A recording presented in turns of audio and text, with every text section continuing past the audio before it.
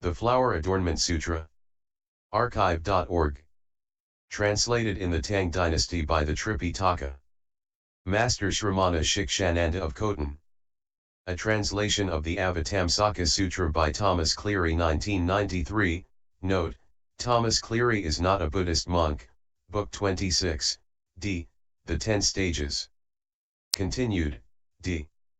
Just as gold fashioned by a skilled goldsmith into ornaments cannot be outshone by gold that has not been worked, in the same way the roots of goodness of enlightening beings in the stage of blazing cannot be outshone by the roots of goodness in the lower stages.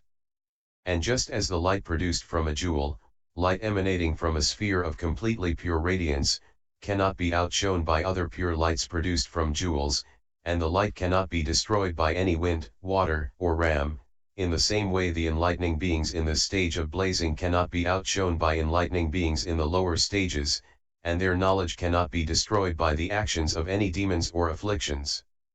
Of the 4 means of salvation, cooperation is predominant in these enlightening beings, and among the 10 transcendent ways, energy is predominant. Nonetheless they do practice the others as best they can. This is a summary of the 4th stage of enlightening beings, the stage called blazing. Most of the enlightening beings in this stage are celestial sovereigns of the heaven of timely portion, powerful, able to remove beings' view of a really existent body and establish them in right insight. Whatever actions the enlightening beings in this stage undertake, whether by giving, by kind speech, by beneficial action, or by cooperation, it is never apart from thoughts of Buddha, the teaching, the community, enlightening beings, the practices of enlightening beings, the ways of transcendence, the powers, expertise, and unique qualities of Buddhas, up to omniscience. Consummate in all respects. Why? To become the best of beings, unexcelled leaders and guides, and ultimately omniscient refuges. Those who seek to be thus undertake the appropriate effort, by which they instantly attain a billion concentrations, see a billion Buddhas and recognize their power, shake a billion worlds, go to a billion lands, illumine a billion worlds, mature a billion beings, abide for a billion eons, penetrate a billion eons past and future, contemplate a billion teachings, and manifest a billion bodies, each surrounded by a billion enlightening beings. Then enlightening beings with the power of vows, by the excellence of their vows, perform countless transformations of the body, aura, mystic powers, sphere of operation, voice, conduct, adornment, power, resolution, and performances. Then Diamond Matrix spoke these verses describing the meaning of this stage, those who have accomplished the 3rd stage, refulgence, contemplating the deeds of beings, the world, and phenomena. With purity of resolution and will, they enter the realm of space, the realm of mind, and the triple realm. As soon as those of great power attain the stage of blazing, they are born in the family of the teacher, never to regress. Inseparable from the Buddha, the teaching, and the community, viewing the inertness of the continuum of birth and death. Reflecting on the coming into existence of action that causes the world to develop, on cyclic existence, nirvana, lands, and beings. As well as phenomena, past and future, non-extinction, and non-origination, they grow in the family of the teacher, acting in accord. Having realized these principles, kind and compassionate, they contemplate the phenomena of their bodies and minds, they contemplate the inner, outer, and both, reflecting on the 4 points of mindfulness, free from attachment. From the destruction of evil, having developed good qualities, they actualize the 4 right efforts, they develop the 4 bases of mystic powers, the powers and faculties, the light of the jewels of the limbs of enlightenment, and thus the supreme path. They develop these for the benefit of beings, focusing their minds on this, their vow supporting them, with compassion foremost, seeking omniscient knowledge, the field of Buddhas, thinking of supreme power and the highest path. Steadfast in seeking also the unshakable state of wisdom and the supreme Buddha voice of the teacher, the jewel of the profound path and the abode of liberation, they develop great means. Free from the view of a real body and from all erroneous views, free from ego and possession, from living and gaming. In this fourth stage the defilement of attachment to the clusters, sense mediums, and elements is removed. Whatever actions are condemned by Buddhas as being conducive to affliction and not beneficial, these enlightening beings abandon and with purified intent undertake good deeds for the benefit of the world. They become gentle in mind, careful, mild, genial, honest, kind, easy to live with, unafflicted. They seek the highest path in quest of supreme knowledge, acting for the benefit of the world. Respectfully approaching the worthy, wishing to learn, they are grateful, easy to teach, not hypocritical. Free from pride and guile, equanimous and courageous, they arouse non-regressing vigor in cultivation. Those established in the splendor of this stage have their minds set on pure truth, their zeal blazes, they increase good qualities, all defilement, impurity, heedlessness, and doubt vanish. The enlightening beings here, the best of people, pay respect to billions of Buddhas, hear their teaching, and detach from the world to enter it. Impossible to spoil, like ornaments of gold. The virtuous state of mind, knowledge, expedient practice, and the path of purification of the sages in this stage cannot be turned back even by billions of demons. Just as the radiance of jewels cannot be leached away by rainwater. Those in this stage, worthy of human and celestial respect, become lords of the heaven of timely portion, carrying out celestial justice. They withdraw beings from the tangle of views and accumulate good for the sake of enlightened knowledge. Full of vigor, they see a billion Buddhas, due to concentration, single-minded, after that for many eons they carry out beneficial actions, supreme undertakings characterized by knowledge. Children of Buddha, I have explained this fourth stage of enlightening beings, called blazing, which is pure and involves the immaculate conduct of those with virtue and knowledge. Having thus heard the practice of this excellent stage of the wise, the enlightening beings were pleased, delighted by the teaching. Uplifted, they showered a rain of flowers in the sky, saying, "Well have you spoken, great enlightening one." The King of Gods, with a group of celestials, stood in the sky to honor the Buddha, their minds elevated, delighted, happy. They made clouds of various glows for the Buddha, with pleasing lights. Goddesses in concert sang and played music to offer to the teacher, manifesting such power of enlightening beings. They spoke these words, "At long last is the will of the sage fulfilled, at long last has the victor attained the emancipation of enlightenment. At long last is Shakyamam seen in the celestial city, having accomplished human and divine will. At long last are the waters of the ocean stirred, at long last is the pure light of the victor released, at long last do suffering beings become happy. At long last is the teaching of the compassionate one heard. At long last is the great sage met who has attained the consummation of all virtues, having destroyed the darkness of conceit and heedlessness. The great mendicant, worthy, respected. Those who have honored him are gone to heaven, enjoying many kinds of happiness. Those who have honored him put an end to all suffering and gain supreme knowledge. The victor is pure as space, undefiled by the world, like a lotus in water. Like the polar mountain rising from the sea, so honor the Buddha glad in mind." Then the wise one Moon of Liberation said to Diamond Matrix, "Please tell us the characteristics of the fifth stage."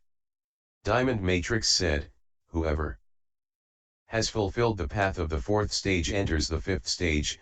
One enters the fifth stage by tenfold impartiality with purity as the focus of the mind, by impartiality of focus on the purity of the teachings of past Buddhas, by impartiality of focus on the purity of the teachings of future Buddhas, by impartiality of focus on the purity of the teachings of present Buddhas, by impartiality of focus on purity of conduct, by impartiality of focus on purity of mind, by impartiality of focus on purity of removal of views and doubt and uncertainty and perplexity, by impartiality of focus on purity of knowledge of right and wrong paths, by impartiality to focus on purity of knowledge of application and relinquishment, by impartiality of focus on purity of the final ultimate discernment and realization to all the elements of enlightenment, and by impartiality of focus on purity of perfecting all beings. Furthermore, the enlightening beings who have reached the fifth stage, from having cultivated these elements of enlightenment and branches of the path, and from having thoroughly purified their intent, practicing what is needed for the quest for a higher path in the future, being supported by the power of vows, compassionately and kindly not abandoning beings, accumulating provisions of virtue and knowledge, never ceasing, putting skill and means into operation, seeing the light of the later stages, seeking the power of the Buddha, being supported by the power of intellect and action and awareness and recollection, attain unwavering attention, and doing so, they accurately know as it really is what the truth of suffering recognized by sages is, what the truth of the cause of suffering is, what the extinction of suffering is, and what the truth of its attainment is.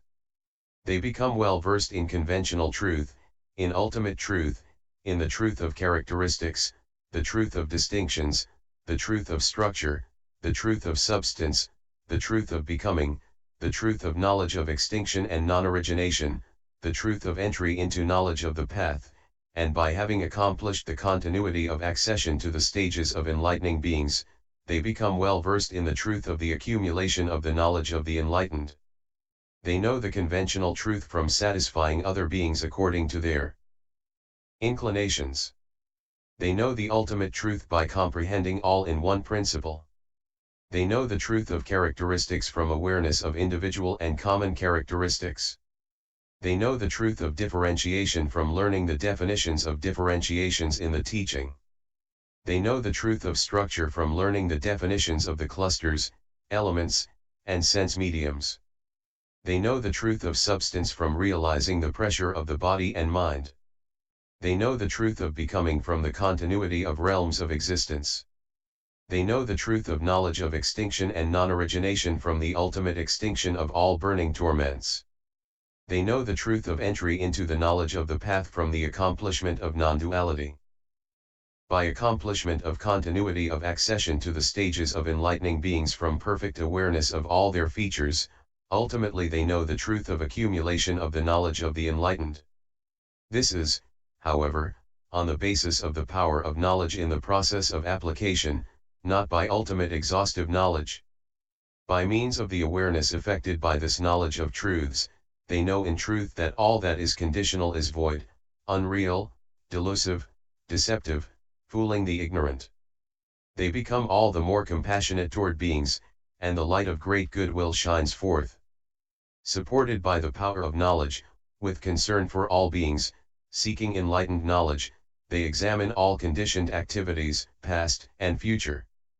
They know for a fact how the mass of suffering of beings, sprung from ignorance and craving for existence from the past, borne along in the stream of cyclic existence, never having gotten free from the dwelling of the physical and mental clusters, increases, and that it has no self, no being, no life, no soul, no personality, no self, or personal possessions. They also know in truth whether or not there is an end, limit, or escape from their deluded wishing for the non-existent future. It occurs to the enlightening beings, how strange and pitiful these ignorant, deluded creatures, whose countless bodies have perished, will perish, and are perishing, yet even while they are passing away they do not give rise to disaffection with the body, they increase the fetters of suffering, flowing along in the stream of the mundane whirl, not turning back from great danger and trouble, not letting go of the dwelling of the body-mind clusters. They do not reject the vipers of the elements, they are unaware of the prison of greed for happiness, they do not pull out the arrows of pride and views, they do not extinguish the flames of desire, hatred, and delusion, they do not disperse the darkness of ignorance, they do not evaporate the flood of craving, they do not seek an enlightened guide, going along with maniacs, they swim around in the sea of the mundane whirl, in the confusion of grasping of various bad thoughts. Being without refuge, they fall into intense distress and individually experience many pains, such as birth, old age, sickness, death, grief, lament, dejection, mental disturbance.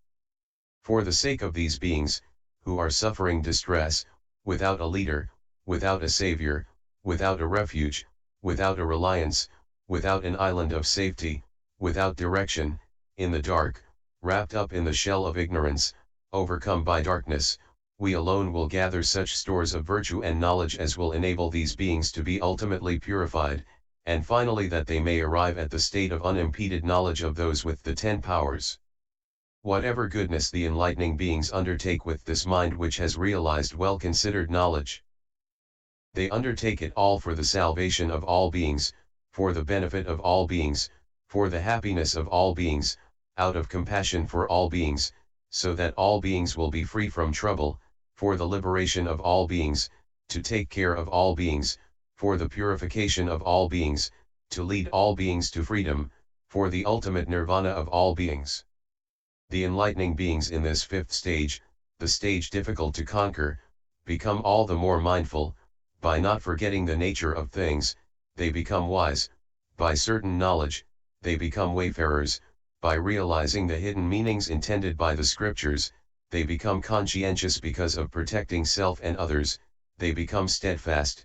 By maintaining disciplined behavior, they become awake because of careful consideration of what is true and what is not.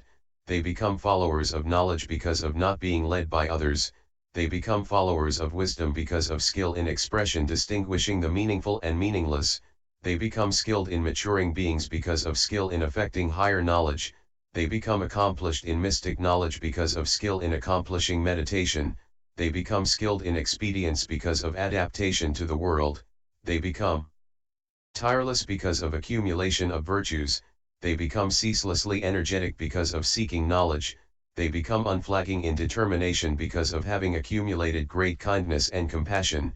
They become devoted to tireless seeking because of being in quest of the 10 powers, infallible expertise, and unique qualities of Buddhas. They become imbued with well-accomplished attention because of having accomplished Buddhaland adornment. They become engaged in various good works because of having accumulated the distinctive marks and embellishments of Buddhahood.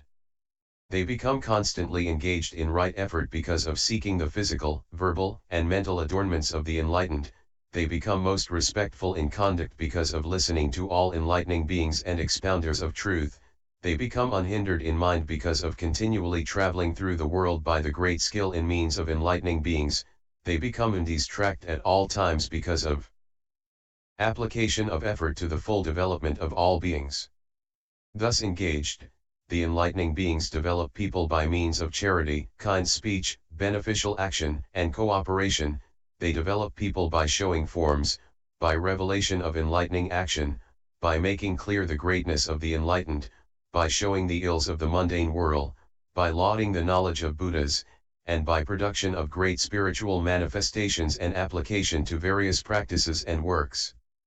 The enlightening beings, thus engaged in the development of sentient beings, with minds continually following Buddha knowledge, engaged in unregressing goodness, intent on the search for supreme truth, practice whatever in the world would benefit sentient beings, such as writing, teaching, mathematics, sciences of various realms or elements, medical sciences, prevention of consumption, epilepsy, and possession, warding off poison, zombies, and witchcraft, song and dance, drama, music, storytelling, and entertainment, the construction of villages, cities, parks, canals, reservoirs, ponds abounding in lotuses, groves producing flowers, fruits, and medicines, the discovery of gold, jewels, and other precious substances, methods of pointing out the signs of the sun, moon, planets, stars, constellations,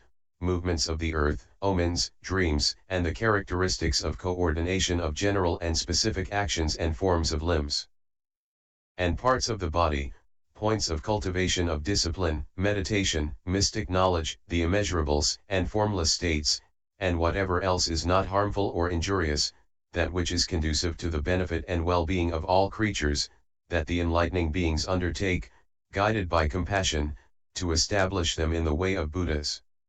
To the enlightening beings in this stage, difficult to conquer, there appear many Buddhas, by great vision and willpower, many hundreds of Buddhas, many thousands, many hundreds of thousands, many millions, many billions, many trillions of Buddhas.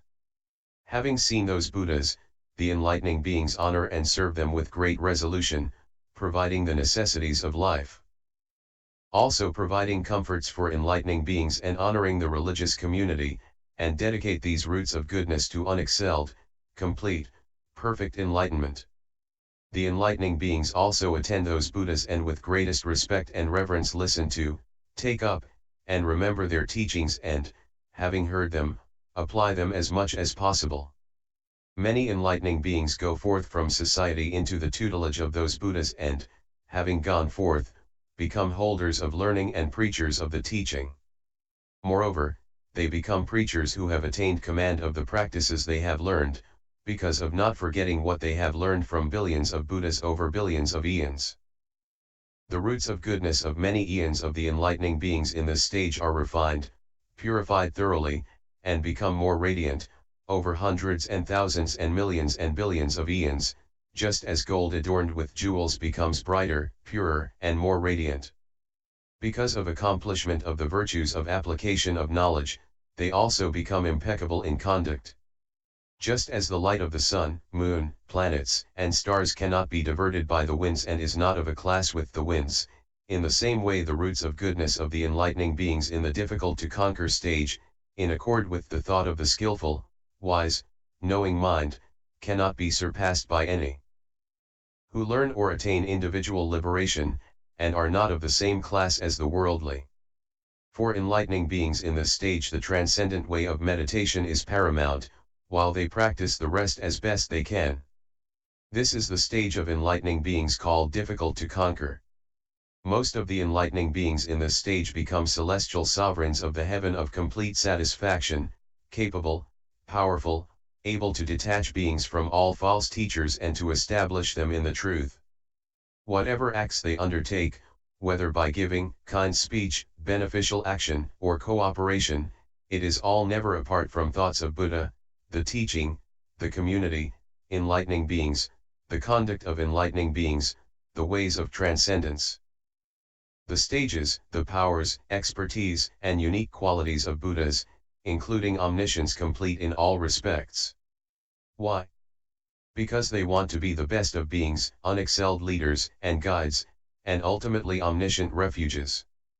Those who seek to be thus undertake the appropriate effort, by the energy of which they instantly attain a trillion concentrations, see a trillion Buddhas and perceive their power, shake a trillion worlds, go to a trillion lands, illumine a trillion realms, mature a trillion beings, abide for a trillion eons, penetrate a trillion eons past and future, contemplate a trillion doctrines, and manifest a trillion bodies, each appearing surrounded by a trillion enlightening beings. Beyond that, enlightening beings with the power of vows, by the excellence of their vows, perform countless transformations of body, aura, mystic powers, vision, sphere of operation, voice, conduct, adornments, power, resolution, and performances.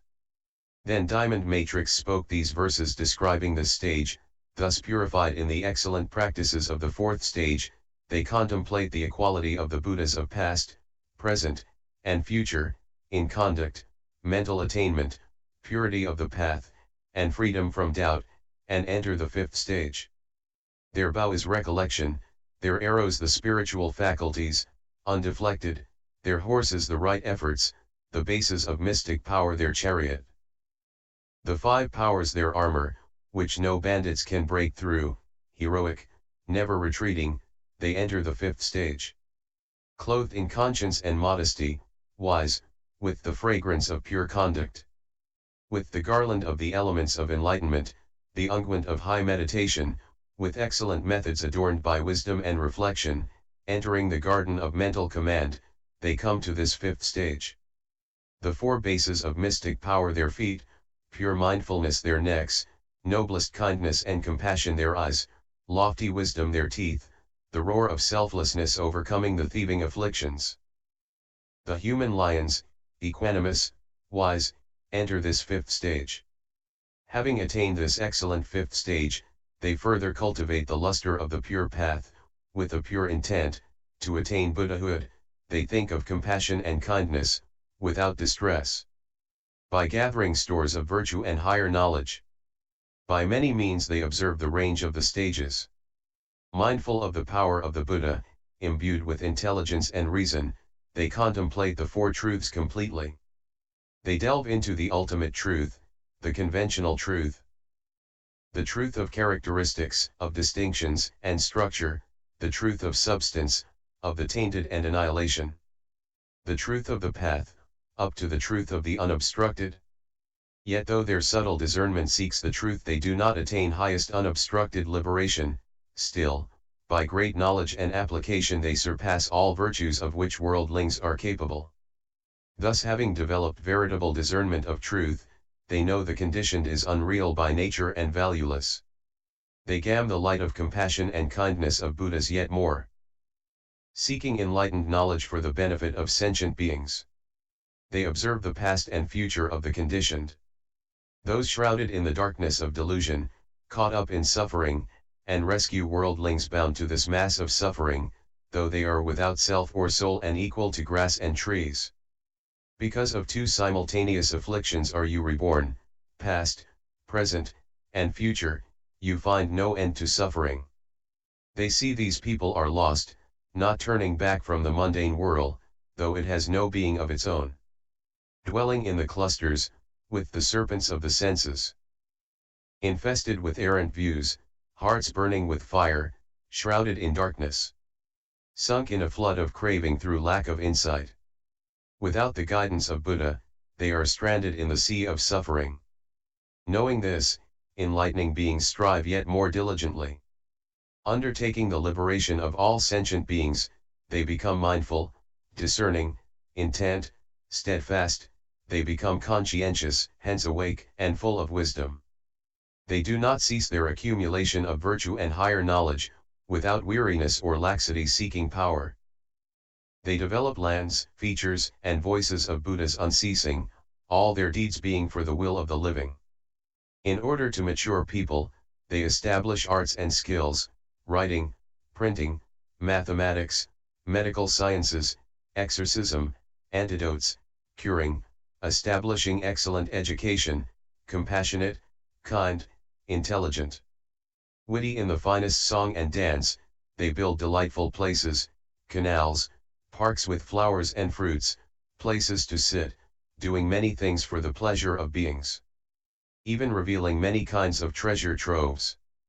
Mastering observation of the movements of celestial bodies and earth as well as physiognomy, they accomplish formless meditations, mystic knowledges, and the immeasurables, desiring well-being and happiness for the world.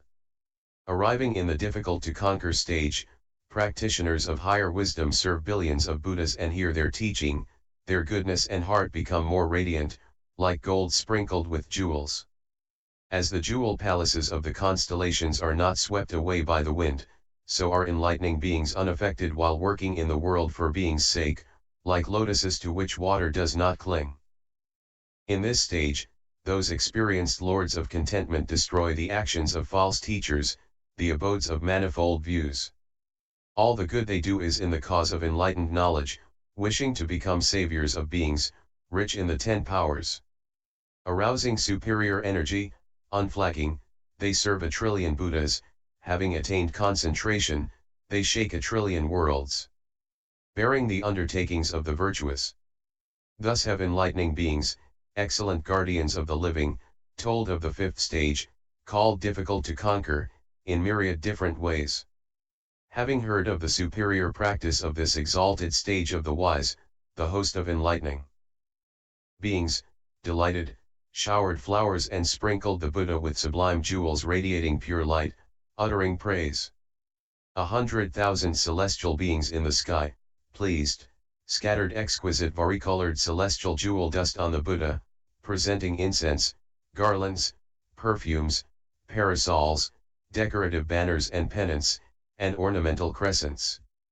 The commanding Lord of the Celestials, along with all heavenly hosts, hovering in the empyrean, well-pleased and serene, showered clouds of jewels in offering to the victor, urging the enlightening beings to speak. 1,000 goddesses in the sky sang pleasantly and played music, singing as with one voice in praise of the Buddha, destroyer of the fire of afflictions, empty nature quiescent, all things are signless, equal to space, beyond discriminating thought, totally pure, beyond motion or stillness, beyond philosophy, all equal in suchness. By their suchness, the essence of things is beyond thought. Those who understand all things thus are unmoved by existence or non-existence, with compassion for the world, striving for liberation. They are offspring of Buddha, born from the teaching. They practice generosity without concern for appearances. With well-disciplined minds, fundamentally tranquil, extremely calm, they tolerate what is made in the world, knowing the imperishable truth. They are endowed with vigor and strength, detached from all things. Having fully entered into meditation, exhausted afflictions, they are purified, knowing all things, they are centered in primordial emptiness. Rich in knowledge and practical power, they are always devoted to the welfare of the world, for they are great beings, offspring of Buddha, having extinguished all evil.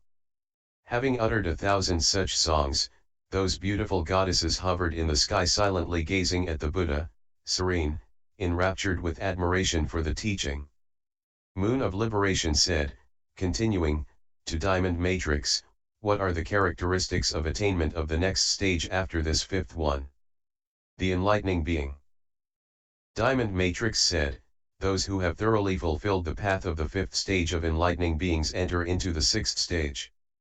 They enter by way of 10 equalities of things, by the equality of signlessness of all things, by the equality of non-origination of all things, by the equality of absence of characteristic marks of all things, by the equality of non-birth of all things, by the equality of detachment of all things, by the equality of primordial purity of all things, by the equality of non-conceptuality of all things, by the equality of all things in neither coming nor going, by the equality of all things in being.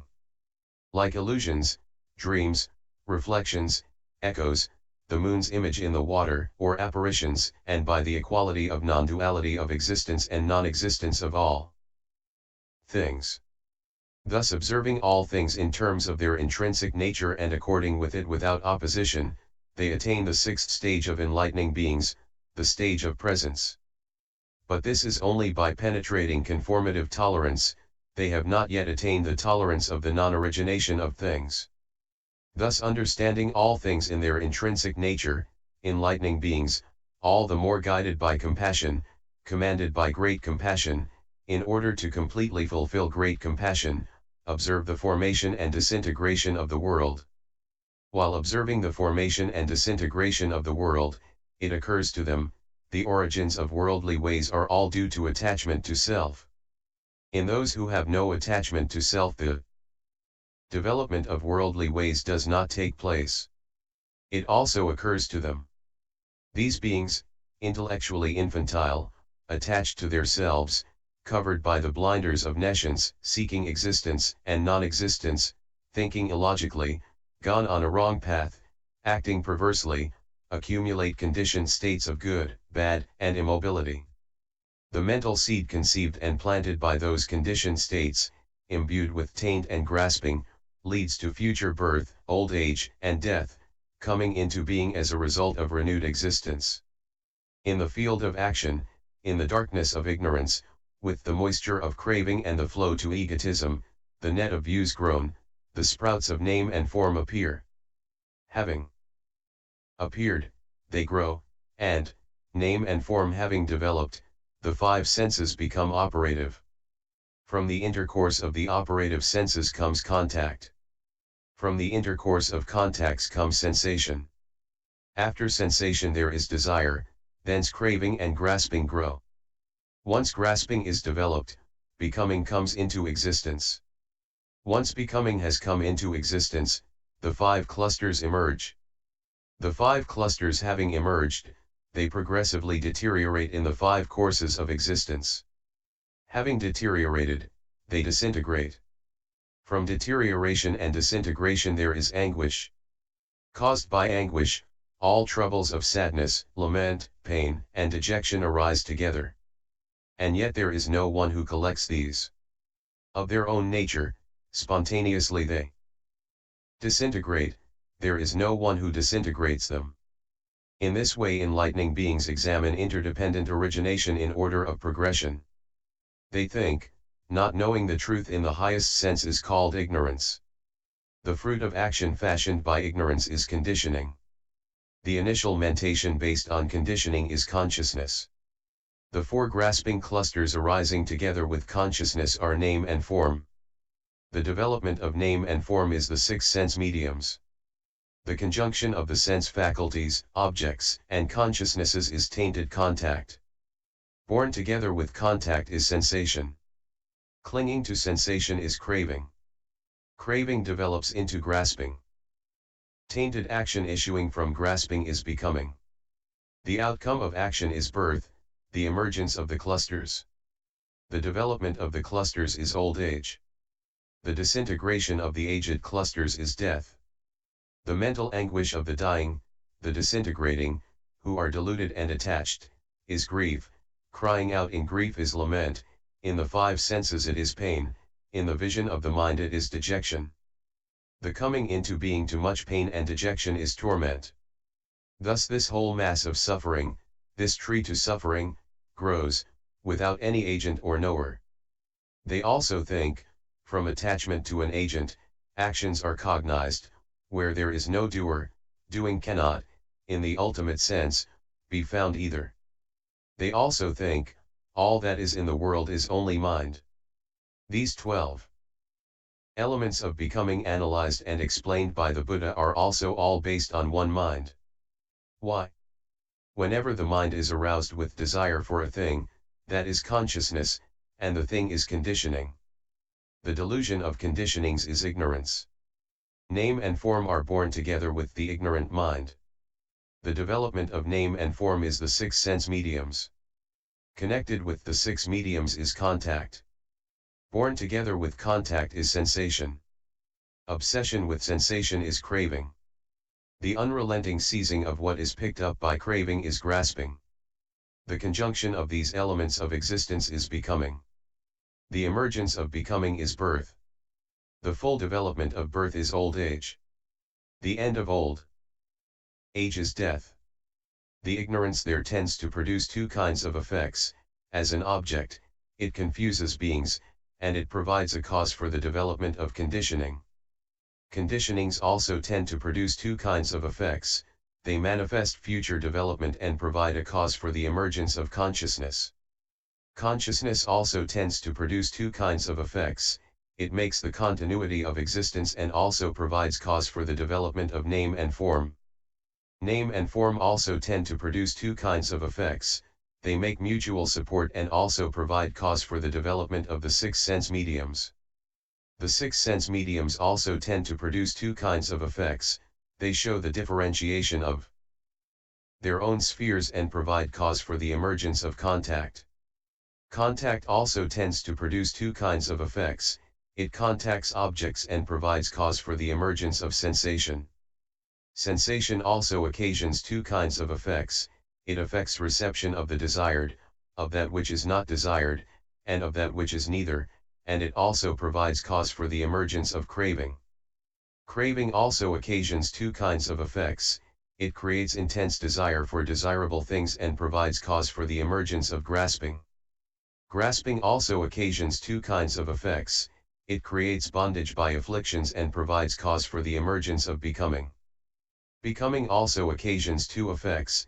It creates a tendency toward other courses of existence and provides cause for the emergence of birth. Birth also occasions two effects. It produces the emergence of the clusters and provides cause for old age. Old age also occasions two effects. It produces changes in the faculties and provides the cause for meeting in death. Death also occasions two effects. It destroys the compounded and causes continuation through lack of perfect knowledge. Therein, conditionings grounded on ignorance means the continuation and support of conditionings by ignorance as a cooperating cause. Consciousness grounded on conditionings means the continuation and support of consciousness by conditioning as a cooperating cause. Name and form grounded on consciousness means the continuation and support of name and form by consciousness as a cooperating cause. The six sense mediums grounded on name and form means the continuation and support of the six sense mediums by name and form as a cooperating cause. Contact grounded on the six sense mediums means the continuation and support of contact by the six sense mediums as a cooperating cause. Sensation grounded on contact means the continuation and support of sensation by contact as a cooperating cause. Craving grounded on sensation means the continuation and support of craving by sensation as a cooperating cause. Grasping grounded on craving means the continuation and support of grasping by craving as a cooperating cause. Becoming grounded on grasping means the continuation and support of becoming by grasping as a cooperating cause. Birth grounded on becoming means the continuation and support of birth by becoming as a cooperating cause. Old age and death grounded on birth means the continuation and support of old age and death by birth as a cooperating cause. The extinction of conditionings due to the extinction of ignorance means the stilling and non-stablishment of conditionings due to the non-existence of ignorance as a cooperating cause. The extinction of consciousness due to the extinction of conditionings means that without conditionings as a cooperating cause, consciousness is stilled, unsupported. The extinction of name and form due to the extinction of consciousness means that without consciousness as a cooperating cause, name and form are stilled, unsupported. The extinction of the six sense mediums due to the extinction of name and form means that without name and form as a cooperating cause, the six sense mediums are stilled, unsupported. The extinction of contact due to the extinction of the six sense mediums means that without the six sense mediums as a cooperating cause, contact is stilled, unsupported. The extinction of sensation due to the extinction of contact means that without contact as a cooperating cause, sensation is stilled, unsupported. The extinction of craving due to the extinction of sensation means that without sensation as a cooperating cause, craving is stilled, unsupported. The extinction of grasping due to the extinction of craving means that without craving as a cooperating cause, grasping is stilled, unsupported. The extinction of becoming due to the extinction of grasping means that without grasping as a cooperating cause, becoming is stilled, unsupported. The extinction of birth due to the extinction of becoming means that without the cooperating cause of becoming, birth is stilled, unsupported. The extinction of old age and death due to the extinction of birth means that without the cooperating cause of birth, old age and death are stilled, unsupported. Continued, E.